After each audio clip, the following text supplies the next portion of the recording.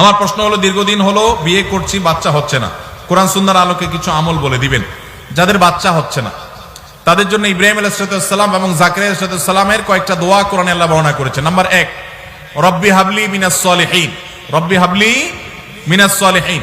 এমনকি যারা এখনো বিবাহ করেন তারা এখন থেকেই এই দোয়া পড়তে পারেন, রব্বি হাবলি মিনাস সলিহিন, আল্লাহ আমাকে নেক সন্তান দান করুন। 1। নাম্বার 2, রব্বি হাবলি মিন লাদুনকা যুররিয়াতান তাইয়্যিবাহ ইন্নাকা সামিউদ দুআ, আল্লাহ আপনি পবিত্র সন্তান দান করেন কারণ আপনি দোয়া শুনেন।